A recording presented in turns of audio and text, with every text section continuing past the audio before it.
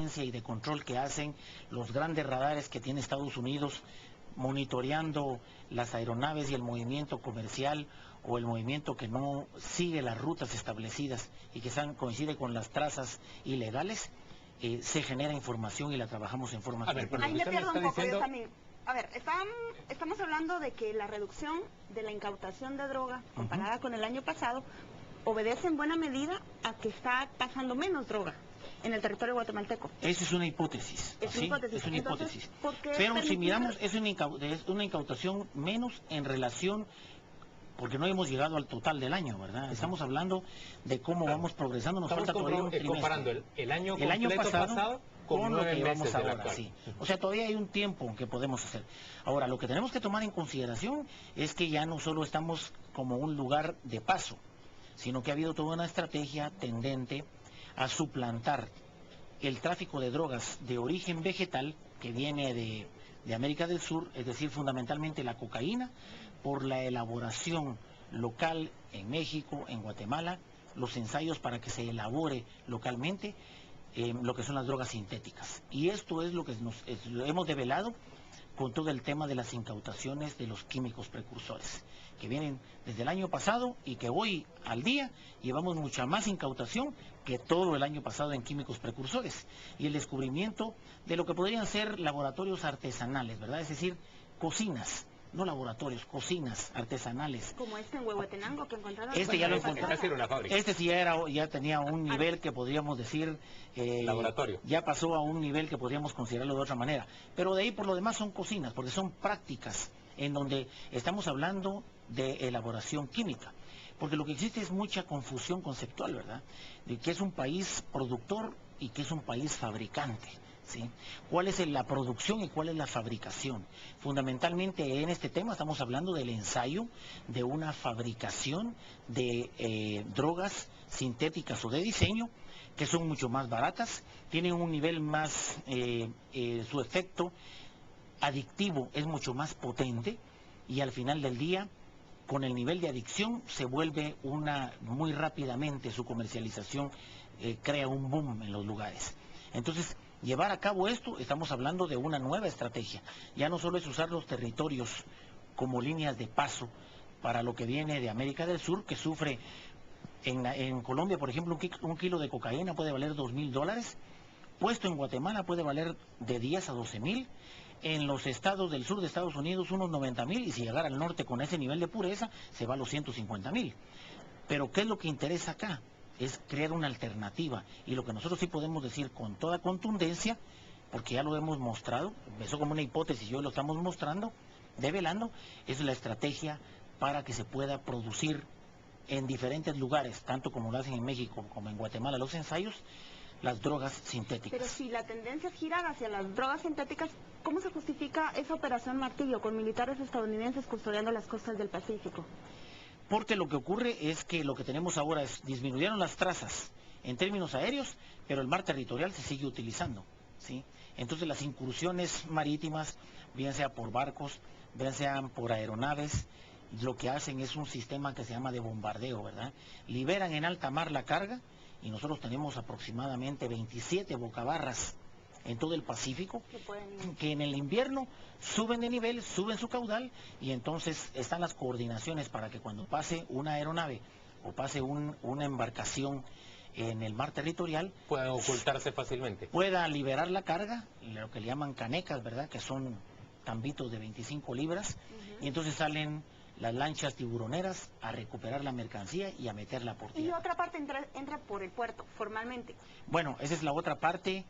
Yo tengo una pregunta, ministro. Así como cabe la hipótesis de que se ha reducido el uso del país, del territorio nacional para trasegar droga, ¿no cabe también la hipótesis de que se haya debilitado nuestros métodos para identificar droga y para perseguirla apropiadamente? Le pongo un caso concreto que es, supongo, donde iba Paola. Se recupera o se descubre un cargamento hace cosa de 3 semanas en el puerto Quetzal que se identifica primero como pasta de cocaína y luego se desdicen y dicen que ya no es pasta de cocaína. No, al contrario, lo que estamos haciendo es aumentando cada día capacidades con tecnología, ¿sí? Y a lo que vamos es a terminar de cerrar con tecnología. Lo que ocurre aquí es precisamente que estamos revisando cómo están calibrados los equipos, nosotros nos donaron 2 Hazmat, se llaman los equipos. ¿Los qué? Hazmat. Ese es el nombre del equipo, Hazmat. Los hace una empresa canadiense, Halifax, que pueden entrar a internet y miran que es una empresona, ¿verdad? Nos los donan a nosotros porque hace análisis de espectrometría, reactivos, ¿sí? Molecular, no reactivo, solo hace el espectro a través de ¿cómo se llama?, de radiofrecuencia. El otro es la prueba de campo. Todo lo que nosotros hacemos son, llamamos pruebas indiciarias, ¿verdad?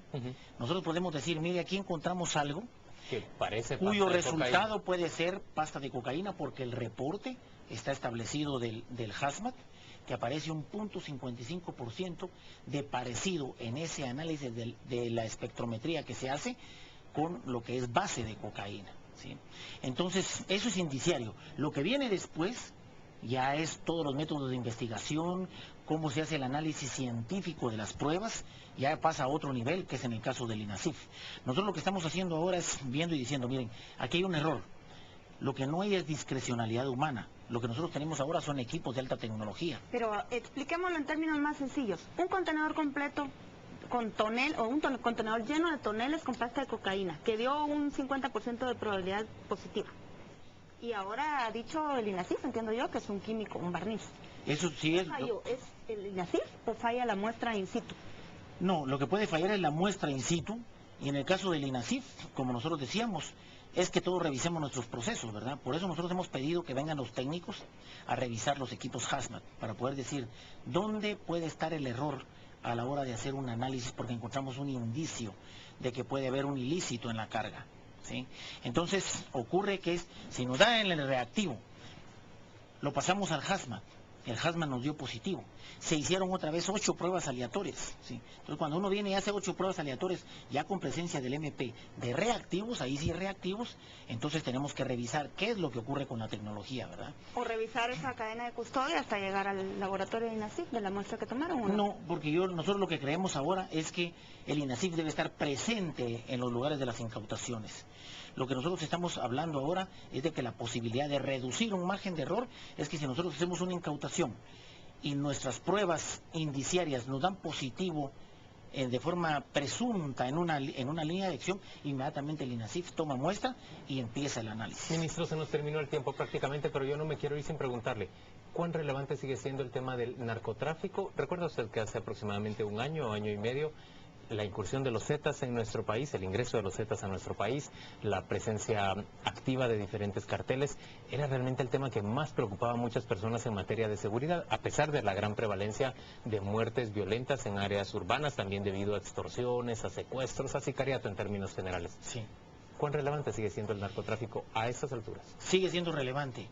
El tema aquí es que se han capturado a los capos de las estructuras, que dirigían estructuras, pero se ha quedado toda la organización operativa, bien armados, en posesión de los bienes, en posesión de las fincas, en posesión de los bienes de esta gente. De las rutas. De las rutas.